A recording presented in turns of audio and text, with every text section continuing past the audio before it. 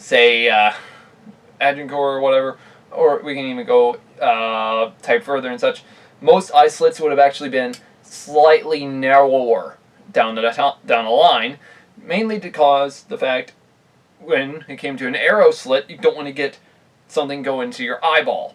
And technically this would be easy to stick a knife into.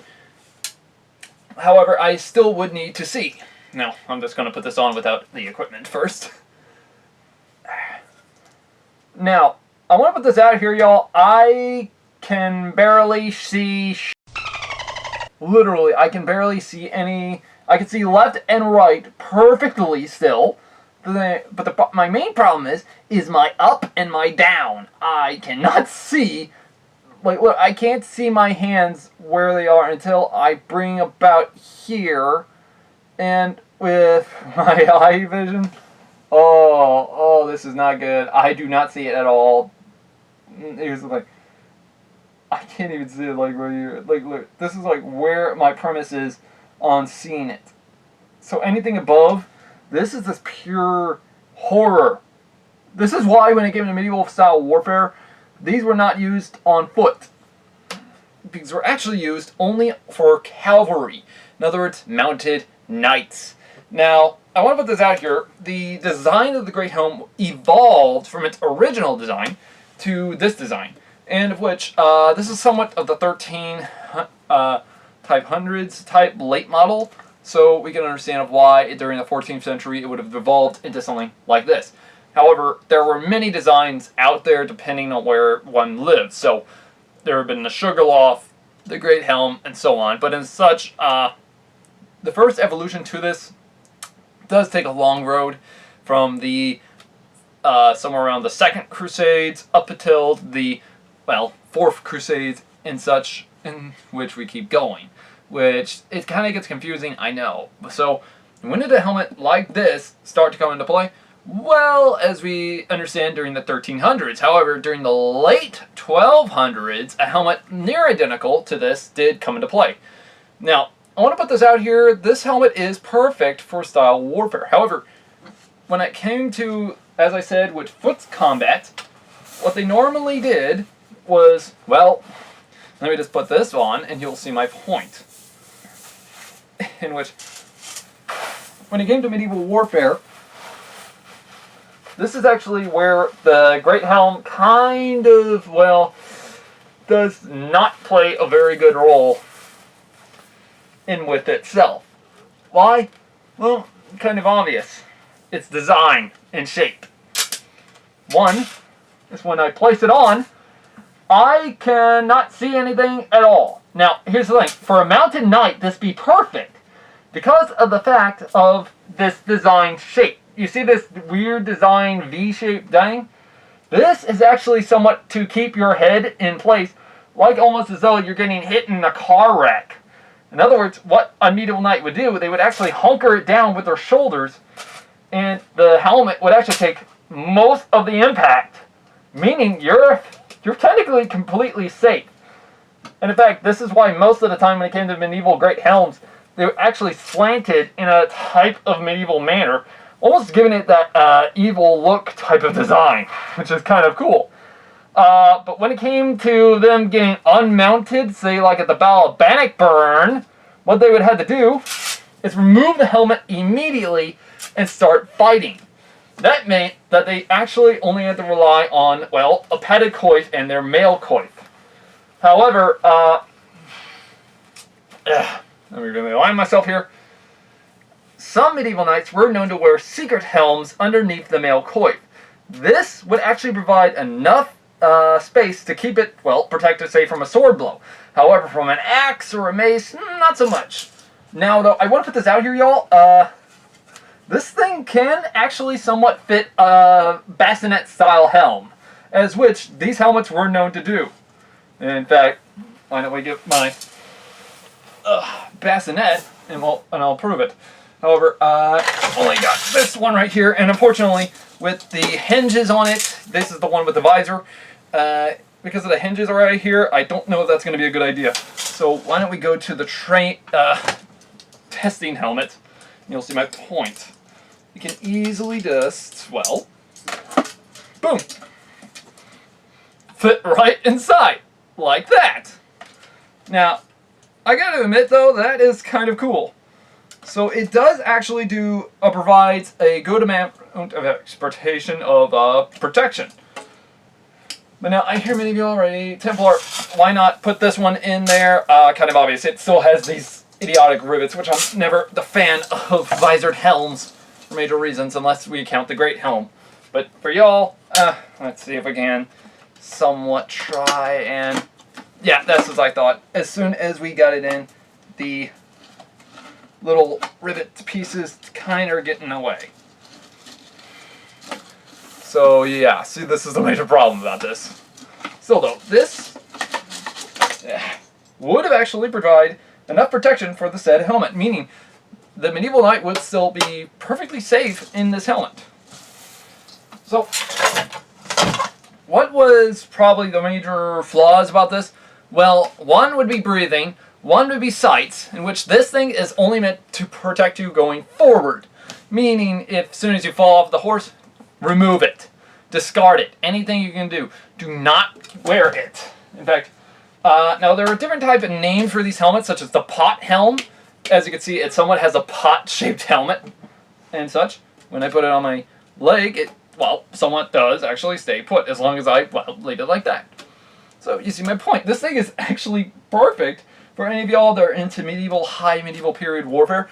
I will leave links down below where you can get this one as I got, which I like this one a lot because it does have the historical feel to it, and it also comes at a good price. It was like around nearly 82 bucks, which I know sounds a little too damn cheap for it to be perfect. However, it actually was perfect enough. In fact, I made sure that steel quality was thick enough, and 18 gauge steel was historical to that time period. Now, they were somewhat experimenting by the time of the late 1200s, especially, to go into a better quality of steel, but that's saying something. Now, as I said, with the Battle of Bannockburn, these were actually seen. In fact, this is actually one of my father's books on the Battle of Bannockburn, and if we take a look in the background, those are great helms used by the English. That's because of the fact these were actually mainly used by said cavalry, and knights especially, or including that of noble lords like Robert the Bruce or, well, the Black Douglas himself would have actually worn something like this. In fact, Henry I would have worn this. It would be even been used by many kings of France and such, which the reason I'm actually quoting many things about Scotland right now and Scottish history is because it's June, and also because that timeline actually has more information on historical warfare and armor than we do in other points in time periods, and especially when we actually understand them. Now, I hear many of you already, Templar, why did the Great Helm evolve from a flat top, flat face, circular design to this thing? Well, that would actually be the evolution of warfare, due to the fact, when it came to the impact, say, of a sword could easily hit this beam here, and what could happen is, it could stop it. However, if you hit straight down, what happens is, it breaks the neck, which is why this thing is a lot bigger for a big reason. This means I can actually have more protection inside this helmet to keep me more structurally safe. And now, because of the fact, most of the time, what the medieval knights did is actually they raised their shoulders like this to keep their neck from getting crushed and from them dying.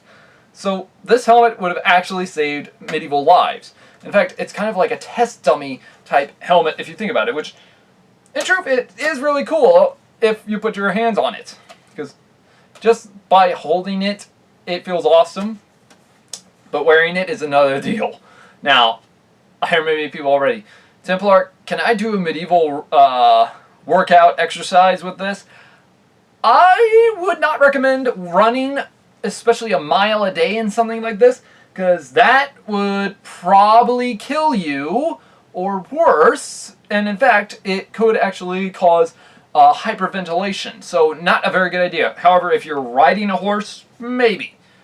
The reason is, I would not advise most people from using this, because of the fact, now, here's the thing, I'm not much of a great helm, I love the great helm, especially for historical style warfare, but I'm not much of a visored helmet guy, because of the fact I need to breathe and see what the hell I'm doing on the battlefield.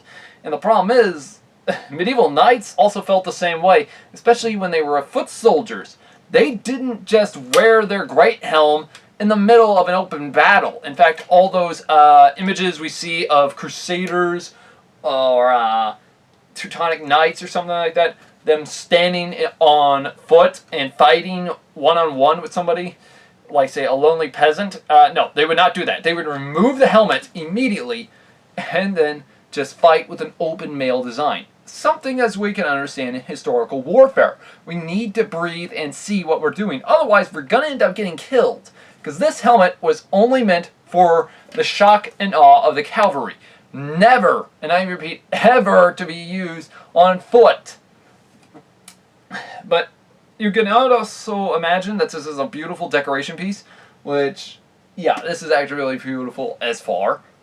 But you can imagine how horrifying this thing was in the medieval crusades. Especially if someone saw this guy charging at you on a medieval horse, which this is actually why I love the medieval crusades, especially during a time around the high medieval period. We see that beautiful evolution of armor that which evolves into it. But still, if any of y'all want to get your hands on this, please let me know down in the comments below. And switch, if any of y'all have any ideas of armor, let me know down in the comments below. I will be happy to get to them. And yes, we will be doing a high medieval armor up video very hopefully soon. Thing is, I still got to get some of the equipment and armor to do this. Now, I do have my coated plates and such. I am working on, or hopefully getting some tapered sleeves for my mittens and such. So that way we can easily get into the fact of getting into the Crusades even more. Which I know many of you all want to see me get into the Crusader armor. But yes, I already hear many of my viewers already commenting down below, Deus Vult! Oh man. But, yes. Now, was there any problem with the shipment? No. It seems that everything was fine. However, I think some of these rivets have already been sadly loosened or whatever. I think they didn't just put them in pretty much cautiously, but I can feel it through the arming cap underneath. So yeah, they are still all intact.